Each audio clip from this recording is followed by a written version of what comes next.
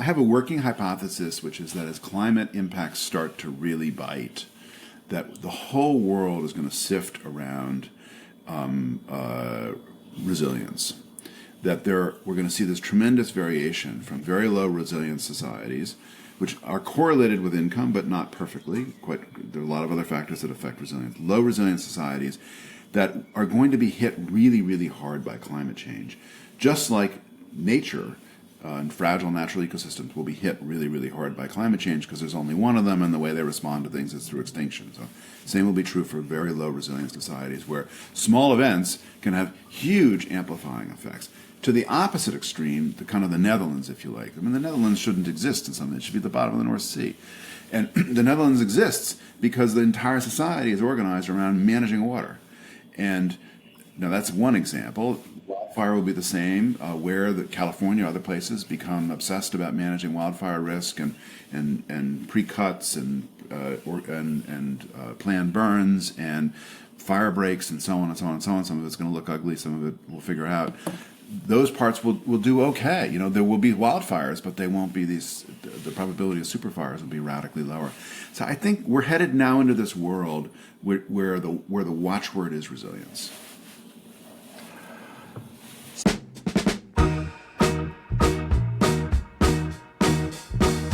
Hello, my friends, and welcome to the On the Rise podcast. I'm your host, Marcus Hextavor. Now, for today's episode, I have a very special announcement.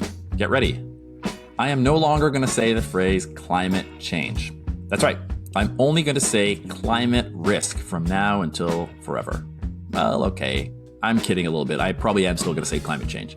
But I want to introduce this phrase climate risk before I set up today's conversation because I think it's a really helpful framework through which to deal with and even think about these topics. Think about it like a software upgrade. It's like a mental software upgrade. Once you understand this concept, I think it becomes a lot easier not just to understand what's going on, but to figure out why you should care and what you may want to do about it in your own life. Today's conversation is the continuation of a chat I had with David Victor. David is a professor of public policy and innovation at University of California, San Diego. He thinks about international government relations. He thinks about law. He thinks about global climate accords. And he thinks specifically about how innovation intersects with those things in energy, in decarbonization, in other areas of technology. David and I started to talk about resilience and risk and adapting to changes in climate, or adaptation as people often call it, in this conversation. So before we get there, I wanted to set that up with this mental software update that I'm mentioning about climate risks. There are three reasons that I think the climate risk phrase is really helpful and practical for us to adopt when we think about these issues. Let me go through these quickly before we introduce the conversation with David. The first reason to think in terms of risk is that it makes the experience of changing climate much more local and real and proximal to us. I don't think most of us are going to experience a generic changing climate. And most of us, frankly, probably aren't going to care about something happening very far away, like melting of a polar ice cap or disappearance of a species unless you live nearby. I know that's harsh to say, but I think it's true. On the other hand, when you speak in terms of risk, at minimum, it allows each person to ask, what's the risk to me in my environment? Am I going to experience heat, or am I going to experience flood, or am I going to experience property damage? Maybe I'm already experiencing cost increases for food and fuel. So connecting or bringing the experience more proximal down to where we are and what we experience is helpful about risk. The other reason, though, is that it also connects cause and effect with risk sort of in the middle. We know there could be flooding or sea level rise, and we know it's driven by too much CO2 in the air and oceans. But exactly how much flooding, exactly when, exactly how bad it's going to get, how much it's going to cost, etc. That's that fuzzy middle. And risk is a really helpful way, not to totally crystallize it, to really get into that middle conversation where we need to be. So that's the first reason, proximity to effects. The second reason is thinking in terms of risk, I think just gives a much better answer to the why should I give a shit question. This is a big question in climate. We don't often like to admit this, but most people are still at the point of, wait, why do I need to care about this again? Why do I specifically need to care about this? Thinking in terms of risk doesn't totally answer it, but it brings us a lot closer. And it's not just why should I care, but as I was saying earlier, how much, how soon, how much is it going to affect me? Thinking in terms of risk is a great way to do that. There are some areas, some regions that are going to face very little risk from wildfire, whereas others will face much more. So risk not only helps us figure out how it impacts us and answers that why should I care question. It helps answer a related question, which is what should I do about it? Sometimes the answer might be not much. This is a very low risk for us. But it also allows us to rank and sort the risks that are very high and acute to us, whether us means you, your family, your loved ones, your community, your business, your country, your part of the world. So that's the second reason I like the risk framing. It gives a better answer to why should I care, and even how should I think about taking action and when and why, and doing the trade-offs. The third reason is that we already know how to manage risk in our society. We don't really know how to manage this thing called climate change. We're really struggling with that, but we know how to manage all kinds of other risks. Risks of property, risk that a person can't do their job anymore, risk of personal injury, all kinds of different risks. Every government does long-term planning. They have to think about risks. Democratic governments also think about political risk, and frankly, even non-democratic ones do all the time. We think about property risk.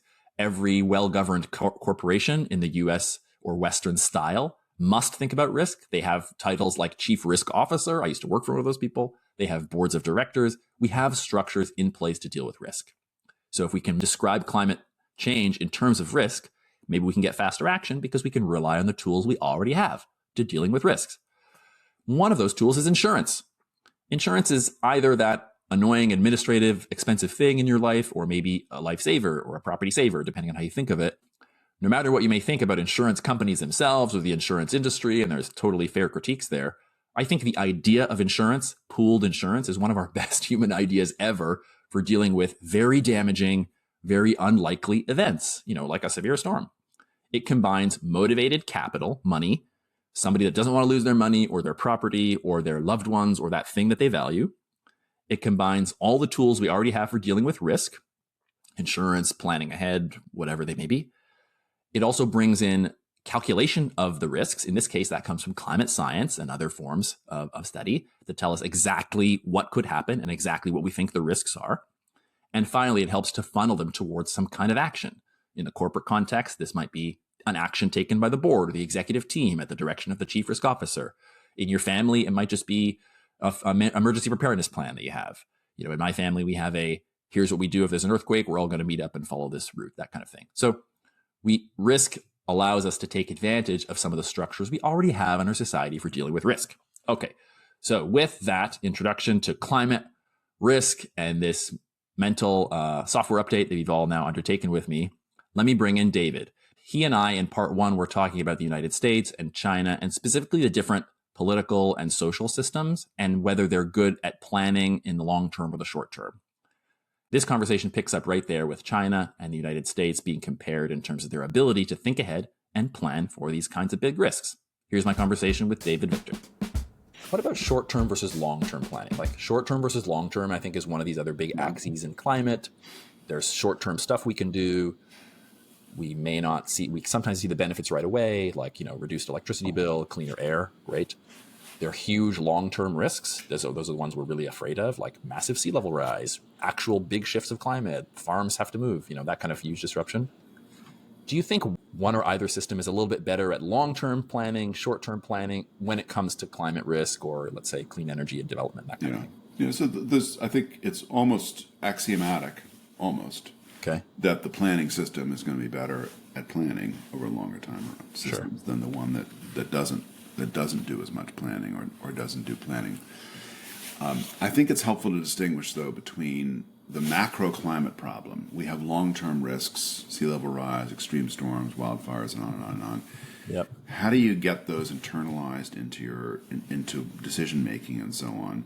Both decision-making about the right mix of mitigation and adaptation, so controlling emissions and adaptation really is mislabeled because the best adaptation is usually preparedness and resilience. I think the concept of resilience is better than adaptation implies, we're just sitting on the porch drinking Mai Tais and suddenly the sea level rose and so we better adapt by putting on boots. Okay, a little late there. So, but resilience is the better concept. I'm fighting a losing battle in this because everyone keeps calling it adaptation. So I'm going to keep. I don't know if it's totally a losing battle. Well, I'm very familiar with the culture wars between, let's say, mitigation and adaptation, which is a gigantic waste of time in my view. Yeah. But Maybe this whole jujitsu, the culture wars too. I don't know, but I think just a small point. I am hearing the phrase resilience a lot more in Keep where hammering previously it. I would have heard the word adaptation. I'm not saying I'm giving you credit for that, but you may not be the only person advocating for that. No, I absolutely, and it's the right way to think about it. But why do we care about this? We care about this because if that's the macro strategy, market systems can be extremely good at taking those long-term signals and bringing them in. So for the last 5 or 6 years, I've been spending a lot of time on the climate impact side, and in particular trying to understand which parts of the American economy understand what the impacts are going to be and which parts don't. And from an economic point of view, the most extreme impacts are heat stress, because you literally kill people and you reduce productivity and a bunch of other things. The economic effects of that are horrific. Wildfires are really bad, cyclonic storms are really bad, and so on. You kill some people, you destroy a lot of property. I was in a seminar the other day. Somebody claimed that flooding is, they considered flooding to be the number one risk measured in terms of like dollar loss and property damage. Sort of So like that could be fine, but one has to be super careful about the data. So we've had a couple of years where we've had a lot of inland flooding that has had a really big impact on insured and uninsured risks. If you look at the table of total dollar losses in natural disasters, what you see are those numbers going up. You see the insured fraction going up with lots of noise in the data. A lot of people use those charts to say, look, climate change is causing this. That's mostly not a climate change signal, and this Roger Pilkey is absolutely right in the work that he's been doing on this. What you're seeing mostly is more valuable property being built in places that are going to get hit by storms and a lot more insurance coverage, and you put all that together, then not surprisingly losses go up. Yes. There's also a climate signal in that, and increasingly the signal is in there, but it's a very, very noisy environment. But the larger point here is about planning systems. yes, If you get the right signals in markets, it's impressive what the markets are going to do in terms of cost of insurance, decisions about infrastructure design, location, and so on. Tom Ramey, who is a big deal in the insurance world and sits on some of these boards and was a key person at Liberty and so on. From him, I've learned a lot over the last few years. And then also from a guy named Tom Doe, who's in the middle of the municipal bond market. If you want to change our public sector exposure to the physical impacts of climate change in this country, what you need to do is convince the bond markets to take climate seriously. And so for a long, long time, the bond market's mostly focused on preferential tax treatment, like they're obsessed about that. And now, increasingly, they're starting to pay attention to climate. I've given a bunch of talks to those folks, written several papers. Tom Doe has helped, and others. It's the metaphor they're using is this is a little bit like the unfunded pension liability problem that many municipalities had. And so once the bond markets understood, oh my goodness, the risk of loaning to this municipality is higher than we previously thought, they totally changed the questions they asked and so on. We're in the middle of that period right now, along with the ratings agencies, Moody's and Fitch and others, changing the way they evaluate. Maybe Moody's is probably in the lead on this and has bought an interesting company that's doing a bunch of analytics. We at Brookings, I'm connected to the think tank Brookings, we did a lot of work with an organization called AIR, which is a big catastrophic risk analysis company. Yeah. And we helped them rerun their CAT models, catastrophic risk models, on the largest insurance exposure in North America, actually in the world, which is cyclonic risk, hurricanes and typhoons, hurricanes. And what we did is help them resample the historical catalog that's used for those models. And the historical catalogs were historical, so they didn't know that the profile of storms was about to change. And most likely the number of big storms is not going to go up, but the extremity of the biggest ones will go up. So it's going to rightward shift and the tail is going to get fatter. So we help them resample the catalog. And what happens when you do that? You see, not surprisingly, a lot more damage from big storms near the coasts, and you see a lot more damage from inland flooding. Because the probability of a storm getting big and accelerating quickly beyond detection and preparedness, and then moving rapidly inland, like we just saw in the Carolinas, that probability goes up, and then you have these extreme events that your colleague was talking about. So interesting. Yes, that was the argument in the room at that time, was like, okay, there's a lot of flood damage, but are these floods climate-induced floods, or are they just like this river floods every 6 years. And It's a highly stochastic process, Right, these tail risks all have nonlinear effects because as you warm the planet more, you go from a 1 year in 50 event to a 5 year in 50 event with just a degree of warming, and the curves are unpleasant. Just to kind of put a button, sorry to cut you off, just to put a button on this, like, I mean, if you're listening to this, if you have insurance in your life, whether it's like renter's insurance, insurance on your car, property insurance, the idea that insurance gets more expensive or maybe unavailable because of some of these risks, I think that's a nice analogy. Like, I just moved to Santa Rosa, California last year. This is a major fire zone. People, I want to do a couple episodes on this eventually, but people in the community, at the coffee shop, this is what people talk about. Has your fire insurance been canceled yet? Or it's either like, mine's about to be canceled or I can't get any. So it's just becoming,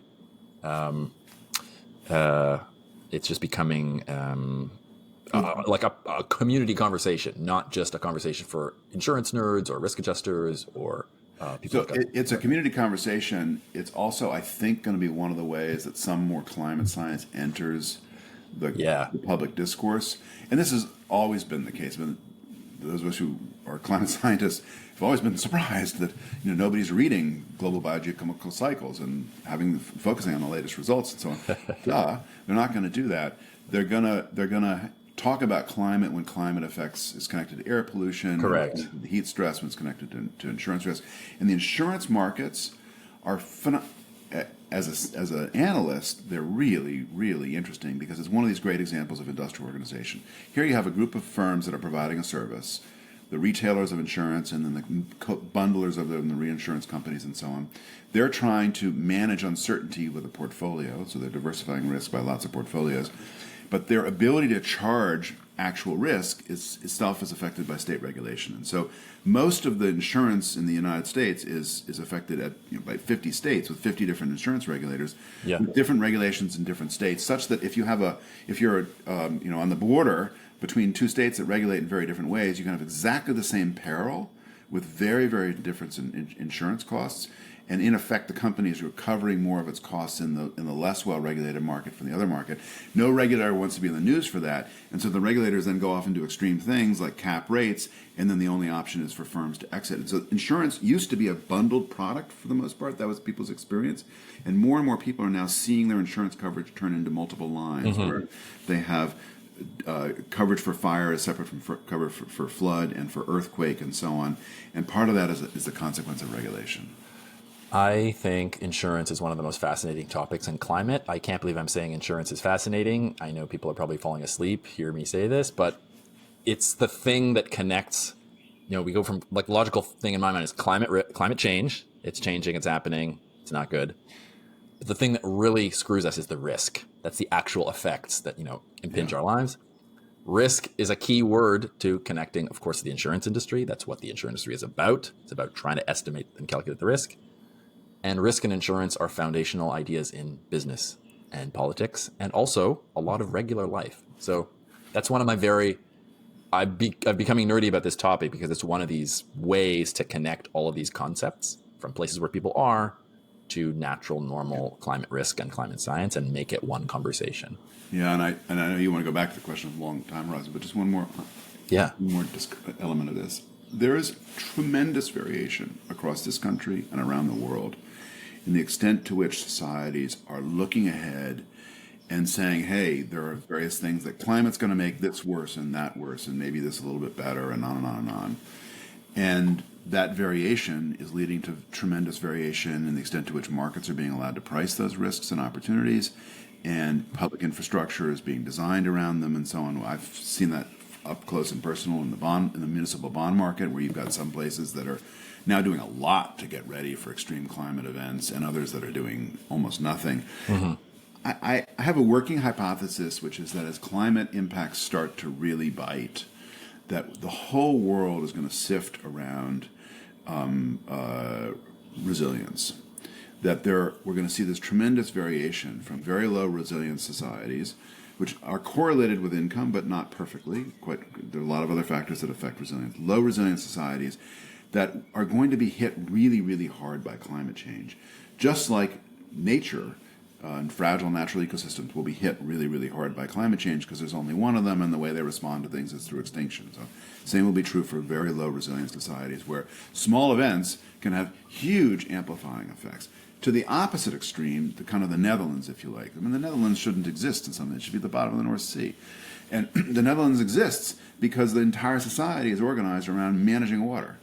And now that's one example. Wildfire will be the same, where California, other places become obsessed about managing wildfire risk and pre-cuts and planned burns and fire breaks and so on and so on and so on. Some of it's going to look ugly. Some of it we'll figure out. Those parts will do okay. There will be wildfires, but they won't be these. The probability of superfires will be radically lower. So I think we're headed now into this world where the watchword is resilience. So let's talk about. I want to come back to the two systems. The two systems in planning. I think. So there's a kind of planning which is about the overall policy strategy. What should we do in terms of controlling emissions? What should we do in terms of resilience? That's what we were talking about. Then there's a kind of planning which is about, in particular, focused on emissions and on infrastructure investment and so on. Nuts and bolts. How does it affect individual projects? All else equal, some stability and longer term planning is helpful for that because it creates a predictable environment in which capital can be deployed, and then projects can be turned into not one of a kind, but many of a kind, and can be turned into long time horizon projects where you're amortizing the cost of the project over a long run or over a long time horizon. Let's give an example of that kind of thing. Like a power plant is a nice example of a long amortized thing. Those things. Or take a nuclear plant. Yeah. So if you go build a nuclear plant and you're in the expectation the plant's going to operate for 40 years, then you can amortize those costs over a very, very long time horizon. Yep. If you build a nuclear plant and then on day one the government says, you know what, you built the nuclear plant, but we're not going to let you have it run, either you have as a firm have to absorb those costs, or then you have to figure out how to put those costs on your ratepayers, and then they're upset at you, and you've got this political toxicity from day one. Real examples. The cheap geothermal example that you gave is a great one.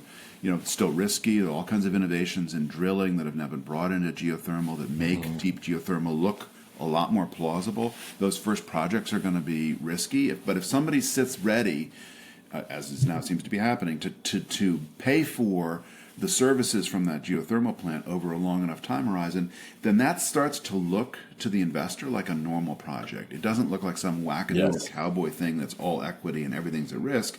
It looks like, there's some cowboys who have some equity at risk, and then there's a big debt component that looks normal. And if to the extent that you can make these projects look not like wacky first-of-a-kind climate finance, but just look like finance, then you scale. And the story about, the Bloomberg data showing last year, we saw now more than $2 trillion globally going into clean tech. A big part of that is these projects are looking normal to people, and they scale. I think it's looking. I was having this conversation with a friend a couple weeks ago, and it was in sort of a busy area, and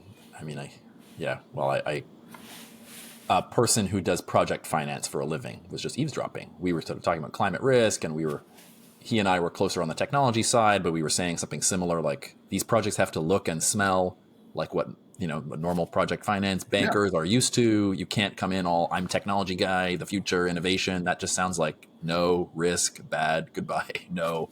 It's more like there's a joke in Canada that if you want to get your startup funded, you have to make the business look like a mine, like a mining company, because that's what the joke is. That's what Canadian bankers and business people understand. Like, oh, okay, there's a bunch of upfront money, and then there's risk, but then the payouts come regularly, and you produce a thing, and there's a market that tells you how much to sell the thing, and we know how to structure the money around this deal. Here's your loan. Okay, so coming back to the two systems, I want to ask about resilience, and then I want to talk about rare earths. But the idea of collaboration versus competition. You talked about the idea of maybe climate risk leads to a sorting of the world in terms of who's resilient and who's not, who can stand these stresses and who can't. Do you think, I know what I think deep down. It's hard for me to say that competition between these two huge powers is going to make us more resilient or make the rest of us, so to speak, more resilient, speaking for everyone in all the other countries. But is it possible that collaboration would certainly be better and lead to better resilience? But is that true? Does one lead to the other more or less? Do you think, or is that like some different access for that question? Well, first, I think we have to recognize what we don't know, which is there's a lot of unknowns here, and there's a tendency in the analyst class, as it were, to emphasize things you know or you think you know, because then you have very clear statements, and then hopefully nobody wrote them down, so then you're never accountable. So let me first say, we don't really know. Fair enough. I want to separate the resilience part from the part of the collaboration between the United States and China, which I think is really important for the energy transformation and for resilience. Resilience and adaptation are mostly local and regional affairs. So, and the politics of them are really interesting, because if you think about the politics of controlling emissions that cause climate change, everything you do to cut emissions is probably going to cost more than you were paying before. Eventually, costs might come down. Some things may be essentially free. At first, it's probably going to cost more. But at first, they're going to cost something, and so it could be very high. Like, look at what's going on with steel right now. Hold on to your wallet. So it's expensive. The benefits are mostly in the future. They're mostly because it's a globally mixed pollutant, not just in the future, but in other countries. So it's not surprising that with that political structure, it's hard to get folks out of the driveway. What's impressive is that some folks are out of the driveway, and we have some, what we used to call coalitions of the willing until we used that term for the second trip to Iraq. It didn't go so well, but they're coalitions of the willing. There are firms and governments that are out there creating new facts on the ground, bringing down costs, and from that, it's spreading out. So in that sense, that's going to be great, and that's going to work. But resilience, the politics of resilience and adaptation are the exact opposite. Whether you think climate change is a serious problem or not, if you have sea level rise and storms and wildfires and so on, and they're burning your house down and your insurance costs are high or whatever it is, And so you're highly motivated, and the benefits mostly accrue locally. And so the politics of resilience and adaptation are much more favorable to getting things done.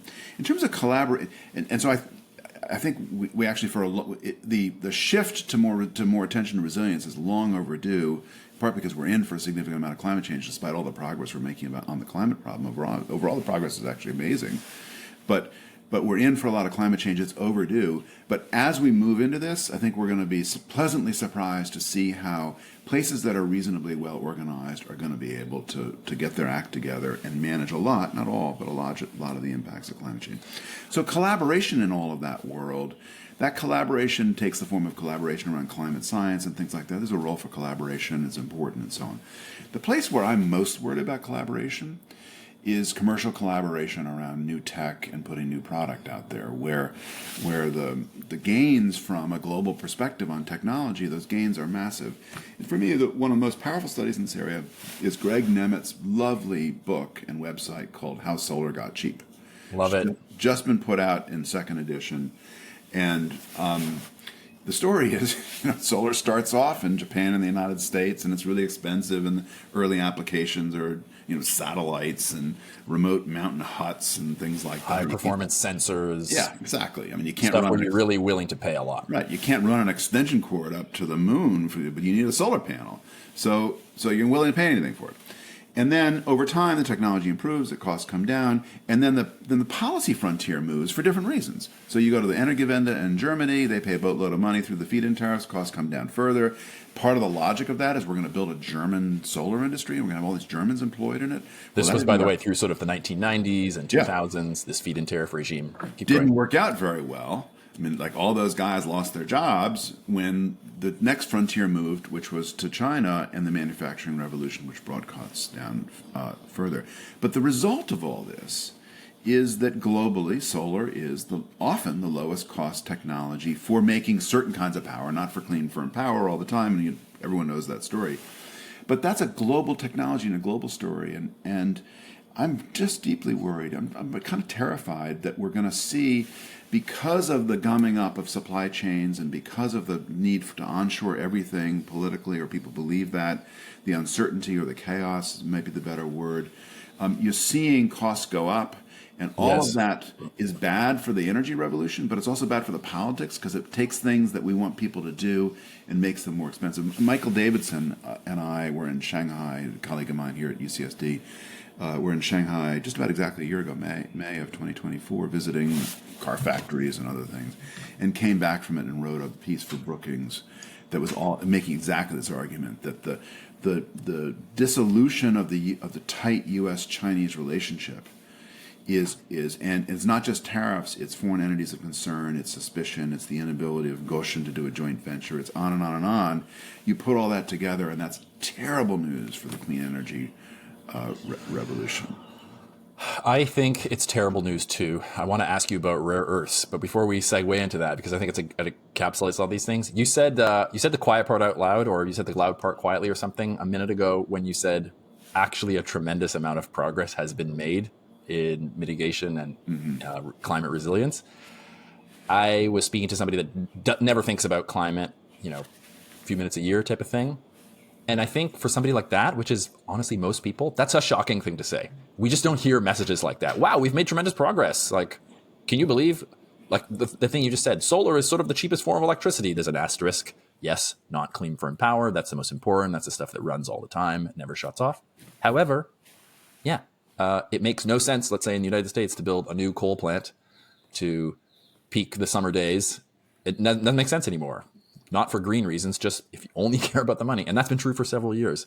These kind of things I don't think are too widely known. So I think there are huge, huge challenges, but I just want to highlight that point because it's an important one that doesn't get spoken too often. And the point comes from thinking about the counterfactual, which is, I think, very hard. So if you look at how's progress measured right now in global agreements and so on, Paris Agreement says we should stop warming well below 2 degrees. Struck me as always obvious we were going to blow through 2 degrees. I wrote a paper with Charlie Cannell in Nature in 2014 saying... I think you were one of the first people, at least loudly, or at least in Nature, saying like... We got a lot of hate. What are we talking about here? This is a hate of that paper. It's true. But the right way to measure progress is where were we headed before? 15 years ago, we were headed to 4 or 5 degrees Celsius over the coming century, by 2100. Yes. Now we're headed to like 2.5 or 3. And yeah, we can disagree, but it's still a lot of climate change. It's not like we should just sit around and have a victory parade. But it's not 5. Like, bravo. I think about that too. Sometimes I've always thought the organizing around 1.5 was like, really? What?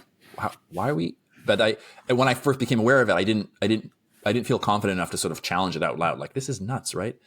I'm a little more confident in that now. And now we're actively debating, have we crossed 1.5? But the point is, what I don't love about the target setting for the temperature setting is not that I know better than climate modelers what the right number is, but it's that it sets up a failure mode.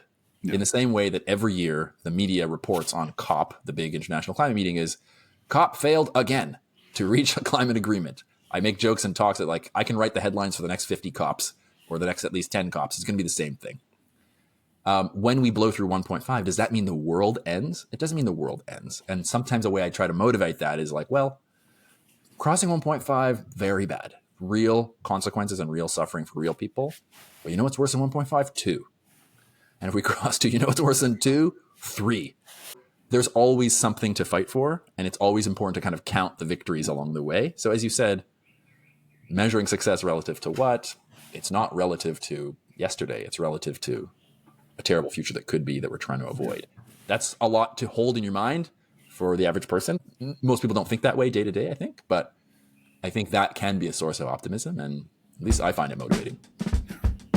Rare earths.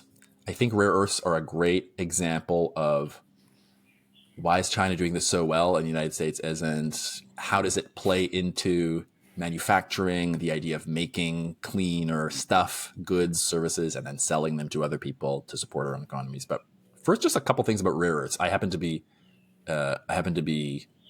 more interested than maybe I should. I used to work on this professionally when I worked in the Senate, rare earths, and also I'm a materials science nerd. And so here are a few fun facts about rare earths I just want to share for the audience. So the rare earth elements are a group of elements in the periodic table, and they're known kind of publicly to be mysterious and very important ingredients in all kinds of high-tech stuff.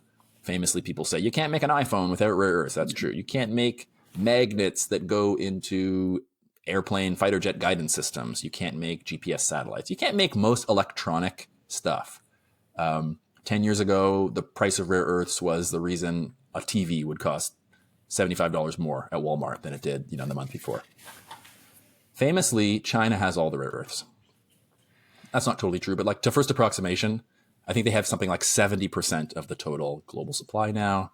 10 years ago, it was over 90%. So there was a period of time where it's like there's a set of metals on Earth, because these rare earths are just metals. China has them all, and China is actively telling everyone else, if you want them, you have to come to us. And the deal is you should actually relocate your factory here, and then we'll give you access to that metal that you need. I'll let you respond in a second, but a couple more factoids about rare earths. So I want people to know they're just metals. They're just metals, like copper, gold, iron, tin. If you can picture in your mind from middle school or high school the periodic table and what it looks like, you might remember there's a weird little strip on the bottom that's not really connected to the rest of us. It's just the rest of it is just hanging out there. Those are called the lanthanides and the actinides. That's where the rare earths are. So if you really want to get periodic table about it, go to that weird thing at the bottom. They're in the numbers of like the 90s and 100s. They're numbers, I think. The last thing I want to say is they're not rare. This is the most funny thing about rare earths. Despite their name, which is, I think, based on an older use of that word, they're not rare at all. They're more abundant than gold, silver, platinum, copper. I don't think we make pennies out of copper. That's how, quote, common copper is. The rare earths are just really annoying to mine. The United States used to be their leader at development of rare earths. And then the United States kind of let it lapse.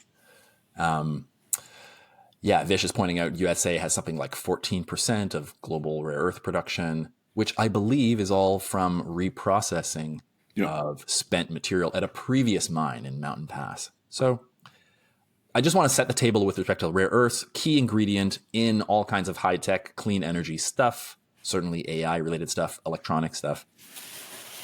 The United States used to be the world leader and let it lapse by just not developing or redeveloping new mines and keeping it going. Rare earth processing is quite nasty. It's less of a hard rock crushing and grinding and more of a chemical process. So there are a lot of chemical wastes. So it's quite gross. I would not want to live next to a rare earth mine.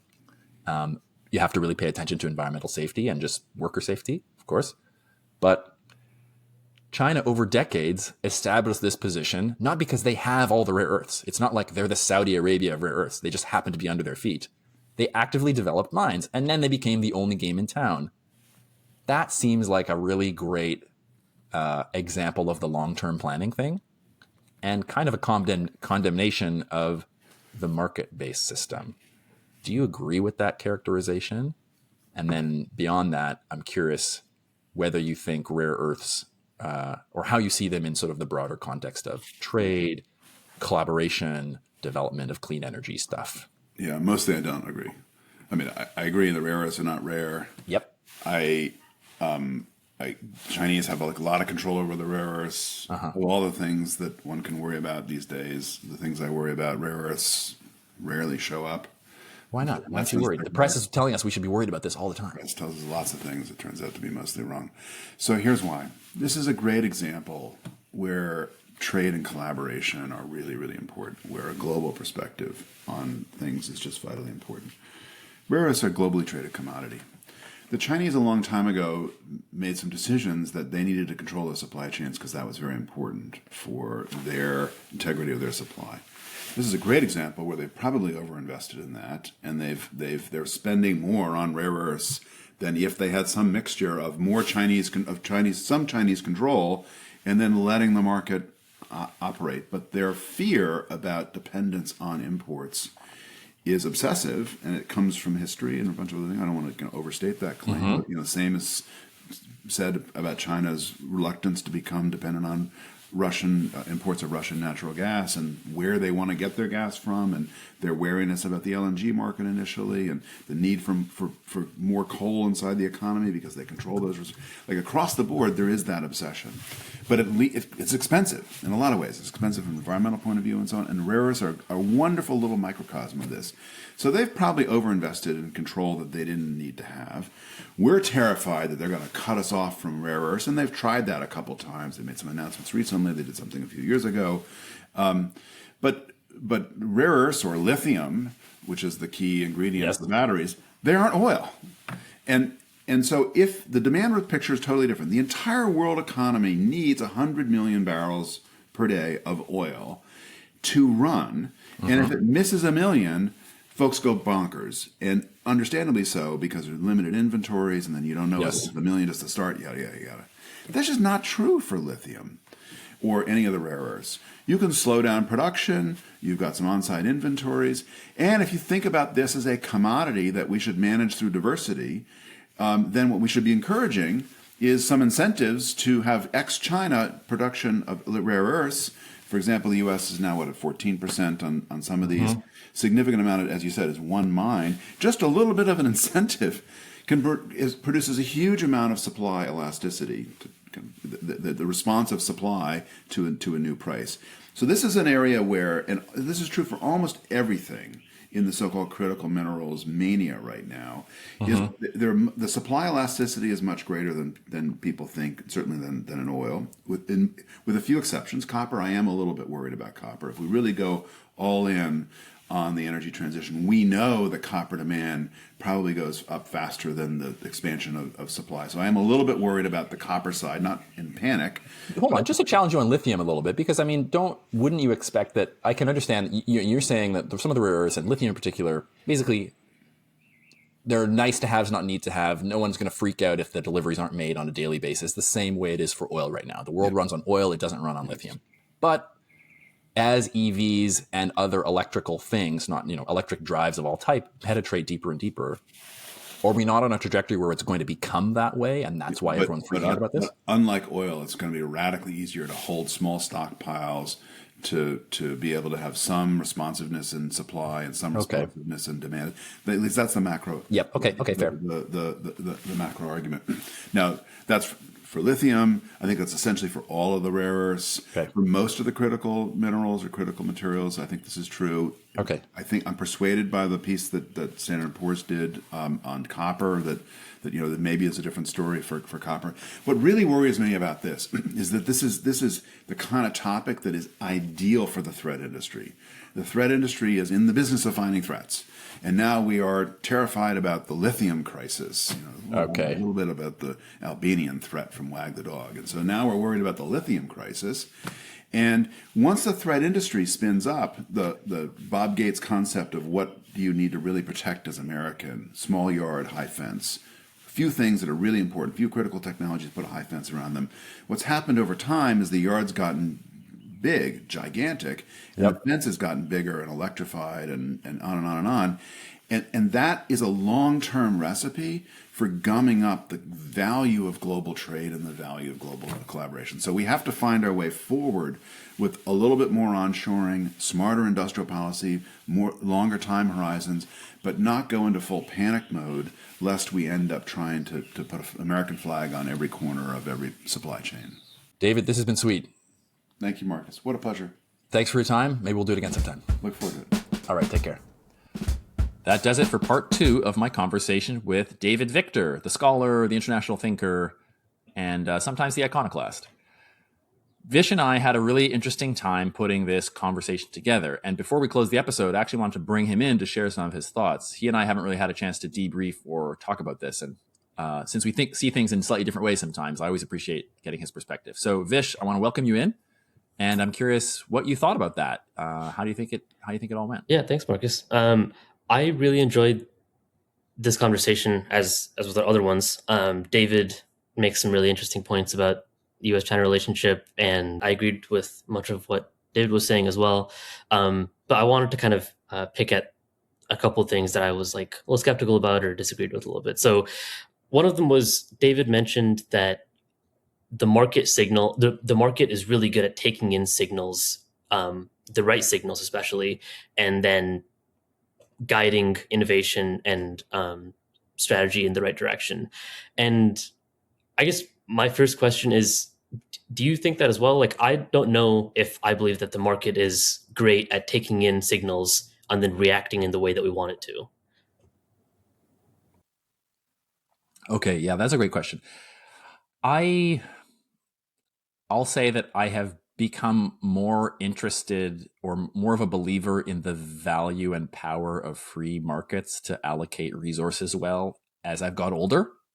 Now, I don't think this is me like becoming more conservative as I get older, but I do see that more than I did when I was, let's say, 20 and I hadn't like thought about a lot of this. But the reason I'm saying that is I still believe markets are efficient at distributing a lot of resources. However, I question the market signals. In climate, it's clear to me that the right signals are not being understood or digested by the markets. I actually think there's a knowledge gap. So in that sense, the system is only as good as its inputs. Does that make sense, or does that answer your question? Yeah. I think for me, the market, you make this distinction in your conversation with David about short-term planning versus long-term planning. And it feels like the market is better at taking in signals and making better decisions in the short term. But like we talked about with Tom, like 7 generations thinking or long-term planning, like we talked about today with David, I feel like the market fails to do that because when we talk about the market, like we're also talking about humans making those decisions, and humans are just less good at making super long-term decisions unless they're being constrained by, something else, regulations, governments, other things. So that's kind of where I was like, I don't know if the long-term planning aspect of it aligns with how markets function best.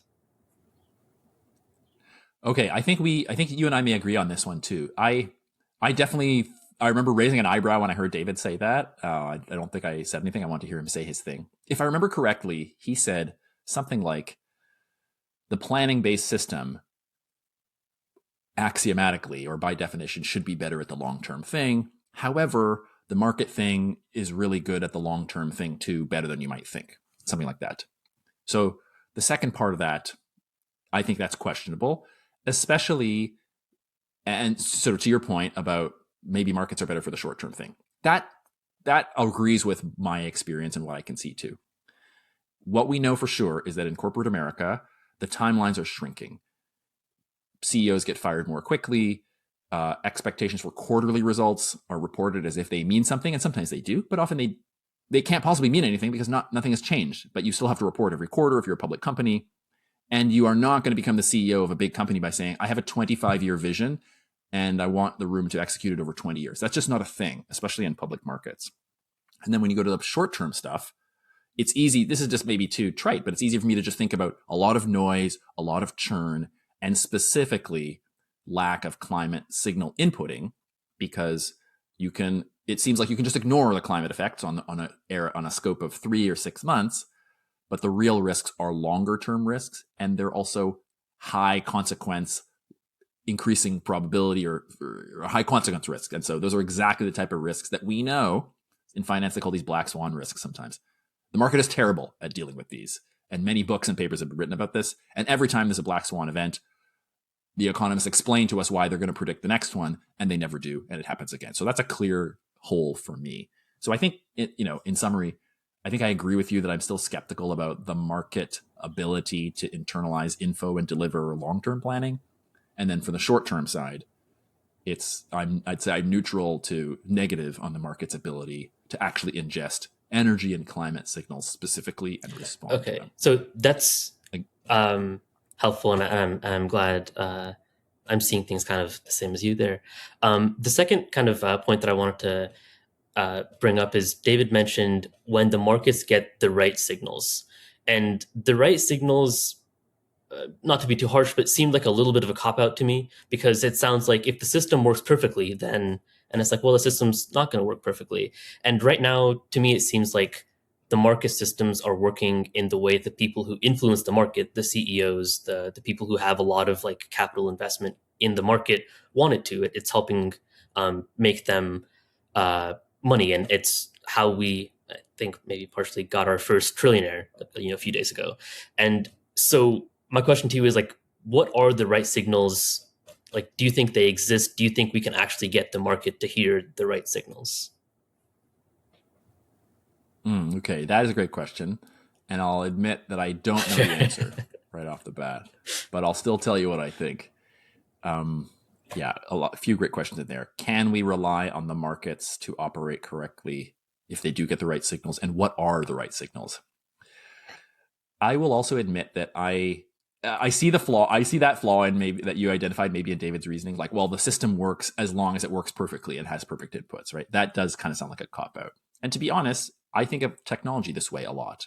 A lot of people will say, well, technology can be used well or can be not used well. And I tend to see the upside in technology because I tend to want to believe it will be used well. Of course, that's not always the case. With markets, what are the right signals? I swear I'm not just trying to stall to answer. I think what we don't have enough of are hard calculated probabilities and likelihoods of different specific local events. Now, I think that's changing. And I think it's actually the risk insurance industry, the insurance industry that is changing that. Parametric insurance, in the same way that like the analytical revolution took over sports, which is a funny phrase, but it just means a lot of analytical people started dreaming up other things to measure. And some of those things to measure are really important and meaningful, even for just traditional sports people that don't think in terms of calculation. I think something like that is happening in climate risk. Better ways to characterize it, understand it, not for fun, but so you can make practical capital allocation decisions. I think that's happening, but long-winded warm-up to answering your question. I think we need better calculations about specific risks in specific local areas, estimates of costs, which are frankly easier than doing the risk calculation. I think the probability calculation is harder. Once you know the likelihood of the thing, it's easier to get the cost because you can decide, how much you want to spend to fix it. And I would say mismanagement of natural resources over the long term is a big, big risk. I think that market signal is weak. And I think the value of natural ecosystems is sort of underpriced. This is getting a little technical now, and I'm not a conservation person, but I really think that the average financial marketplace does not understand how important our natural systems are to us. Even if you only care about yourself, forget the birds and the bees, even if you only care about yourself, those ecosystems are materially valuable to us. And I think the third thing that I'm suspicious about in terms of market signaling or a place to improve has to do with, I can't remember what the third thing is, but in any case, maybe it'll come to me later. But those are the things that come to mind when I think about what I think is weak about some of the market signals and what better market signals might be. That was a super helpful answer, especially off the top of your head. The last question I have is when you're talking about risk and climate risk and insurance. If we look at other insurance industries like health insurance, a lot of the issues with insurance people have with insurance is that it kind of exploits the people at the kind of the bottom layer who need that insurance. You pay a big premium and then it doesn't cover a bunch of things. For climate, you mentioned that you might not be able to get fire insurance in your area because of like how prevalent wildfires are, and they just don't want to insure that. Is there I guess, what are your thoughts on insurance reacting to climate in a way that just ends up harming the people that actually might need that safety net of insurance the most? Maybe the way I can internalize it is it possible to implement an insurance-oriented system that doesn't just operate like U.S. healthcare insurance, in which it really feels like the people at the bottom get screwed to support the people at the top? I will never support the idea of health insurance in the United States. I think it's insane. So I'm not going to try to touch that. I'm speaking as somebody that grew up in Canada, so I'm predisposed to think it's nuts, but I think it is objectively nuts. And specifically, I mean destruction of value. A lot of money is being lit on fire, and people are not getting the services that they need. But here's the part of insurance that I think is genius, and I would like to believe is applicable to climate. Now, let me preface this by saying maybe this is just Marcus again saying, I believe in the system if the inputs are good. maybe you can make that critique. The genius of insurance for me is we found a way to all, we all put $1 in, and now there's $100 in the pool, and somebody's roof is going to collapse. It's probably not going to be mine. And then when that happens, that person is not going to be out of a roof forever, that we will all have pitched in to support their rebuilding of a roof in this very simple example. Now, presumably the insurance company that put that thing together, it could be the community council or it could be a private insurance company. They're profiting off this, no doubt, okay? And so probably it's the profit motive where the crack is, because that's what I see in health insurance. I see the insurance company just trying not to actually do the thing we're paying them to do. We pay them the $1, the roof collapsed, then the roof collapsed, and they're like, actually, the roof was yellow, so we're not paying you. That kind of thing. And now I've put out $1, and I didn't help my neighbor, but I'm certainly out my own money. So that thing, if we can close that, and I don't want to sound naive when I'm saying that, but I think that can be closed. There are public insurance models. Maybe that's the best antidote. It doesn't have to be rapacious private insurance, but, and I think this is in your question, we will still be stuck with, I called it genius insurance. You still have the thing of, I paid $1, my neighbor's roof collapsed. I just paid $1. That's it. And now I'm out $1. And this is, I think, why people grumble about insurance. Why do I have to pay if I don't need it? Well, it's a collective action. It's like one of our most socialist ideas. And so we all have to be okay with that. And so, yeah, in climate, that means maybe some of us will pay to avoid a flood that doesn't actually directly affect us. Maybe we'll even pay to support somebody that gets flooded in a faraway place and we don't know them, we've never met them. But I still think pooling resources to deal with unlikely devastating events, that's my simplistic understanding of insurance, that is a genius idea. And if we can apply it to reduce specifically the costs of climate effects, I think it's a good thing. In addition to the other insurance things I spoke about, that is the part that I think is interesting to me. Awesome. Well, thanks for answering and playing my game of poke Marcus with the stick and see if you have any interesting thoughts. There was a joke I was going to make, I'm not going to make, but I think skepticism is actually really important because it's what allows us to get to like the core of an issue and then allows people to just sort of unpack their opinions like mine. And, look, I'm willing to be wrong about these things, but I think it's good to surface them. So always appreciate the questions. Okay, well, with that, we know Vish has got great questions, but we know you in the audience may have great questions too. We always love hearing from you at podontherise@gmail.com. You can email us anytime. That's podontherise@gmail.com. Thank you to David Victor for sitting down and speaking with us. We'll try to get him back on the show at some point in the future. China, US, and resilience and risk are never dull topics. Thank you to Vish for producing this episode and producing this series. And thank you everybody for tuning in and giving this episode a chance and these ideas some thought. Before we close, here is the great music of Claire Davis to take us home. More soon, y'all.